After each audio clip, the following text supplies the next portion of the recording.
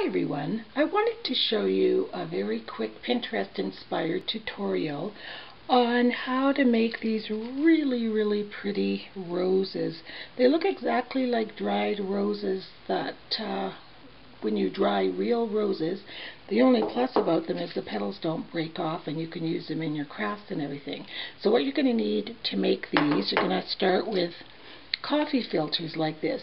Now I altered the way they made theirs. It seems to me they just used a circle from one side, but I found those were too small. So what you're going to do is go down the seam that has that little ridge on it and just cut that right off the side and the bottom, and then this little lip thing there, and then just discard those pieces. Then I opened it up, so I end up with a thing that looks like bird wings, I guess. And I just started at this corner here, and I'm going to make one of those concentric circles. So you just keep going, maybe about 1/2 inch wide, all the way around. When I got to this pointy edge on this end, I kind of rounded that off a little. And then just kept going around, because what I was looking for was a much bigger rose than what they had demonstrated, although in the picture the roses look pretty big. So whoops, that should have been more round. So you just keep going around like this until you get to the center. And you can't do this wrong. There's no right or wrong way. So about like that. So you end up with this spiral here. The next thing you're going to do is take some plain water and just spritz it until it's wet. And then I'm just going to put on a rubber glove because I'm just on my way out to an appointment and I don't want to have ink on my hands, but normally I would just use my hands. And then I'm just going to take some of my homemade Glimmer Mist. I'm using Riding Hood Red that I made, and you just spritz it a little. And then I will use, this one is Glimmer Mist Crushed Shells, although I've added inks to it, so I don't think it's truly crushed shells.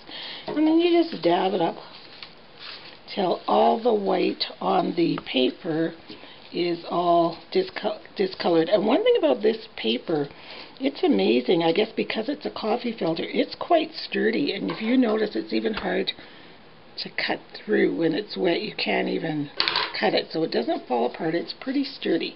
So you're going to let that dry, or you can dry it with your heat gun. So you're going to end up with a piece that looks like this. Now this is a totally different color, obviously, and it's all curled up. So I try to find the end that I started with, which would be this end here, and then I want the rounded part of the filter at the top. So you're going to take some adhesive. I'm just using my quick dry, but you could use any white glue would work.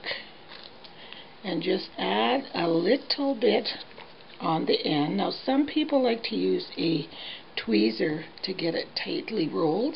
Just going to take my glove off. But I found after I did about 20 of them, it was easier to just roll this like this, and then just roll it with your fingers and it'll just roll. See? It just rolls. And you just keep rolling and kind of turning the top down as you're going. And you let the paper create the rose. Just keep rolling and rolling, and I'd add adhesive every so often. A little bit more. And you can see how it's taking place.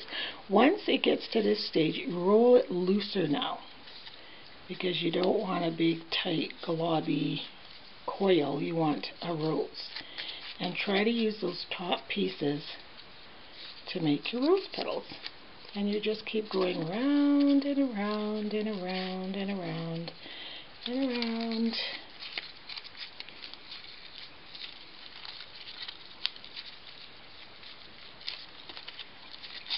And I'm doing this super quick, but you can get what I'm doing, see? And then you're going to spread it out a little bit. So I've just come at the end of that rose that I started. So this is just what I've been doing. I just put a little bit of that adhesive on the end and then just kind of play around with it and just wrap it around. You're just basically trying to hold the whole thing in place. And then if there's any excess of the coffee filter, just cut it off. And then just play around with your rose, because it's all dry now, and you can just play with the leaves and petals and make sure your center's in the center, and there you go. I got 3 different colors. It's more of a rose, and this one I love, love, love, like a soft pink tea rose. So there's a very, very, very quick tutorial on turning these into these with everything you have at home. If you don't have any Glimmer Mist, you can make your own by mixing some Stampin' Up! Re-inkers with some water, a little bit of mica powder, and a drop of hairspray for fixative.